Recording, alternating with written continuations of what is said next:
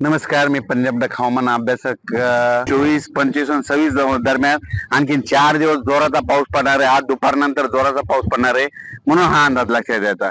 त्याच्यानंतर परत एक सर्व राज्यात सांगायचं झालं तर राज्यामध्ये आपण पूर्व विदर्भाकडे घेऊ. पूर्व विदर्भ आणि पश्चिम विदर्भामध्ये आज ह्या मध्ये 26 तारखेपर्यंत विखुरलेला स्वरूपाचा पाऊस पडणार आहे म्हणून हा अंदाज लक्षात द्यायचा. राज्यात एकंदरीत परिस्थिती बघायची तर मराठवाड्यात देखील 26 तारखेपर्यंत जोराचा पाऊस राहणार आहे. 3 दिवस विजेच्या कडकडासह पाऊस पडणार आहे म्हणून हा अंदाज लक्षात घ्यायचा.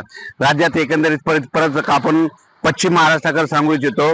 पश्चिम महाराष्ट्रामध्ये 23 सप्टेंबर 24, 25 आणि 26 दरम्यान सातारा, सांगली, सोलापूर, कोल्हापूर, नगर, पुणे, त्याच्यानंतर नाशिक, सिन्नर, जुन्नर, त्याच्यानंतर उत्तर महाराष्ट्र, त्याच्यानंतर जळगाव, धुळे, नंदुरबार, त्याच्यानंतर संभाजीनगर या जिल्ह्यामध्ये या 26 तारखेपर्यंत मुसळधार पाऊस पडणार आहे म्हणून या लोकांनी काळजी घ्यावी.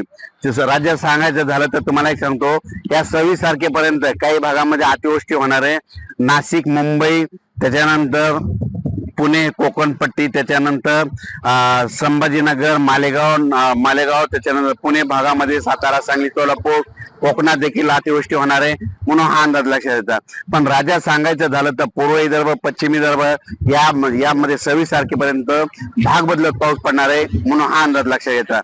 त्याच्यानंतर सर्वांना एक सांगू इच्छितो, जिल्ह्यावाईज सांगायचं झालं तर म्हणजे आता आपण काय करू, जिल्ह्यावर घेऊ.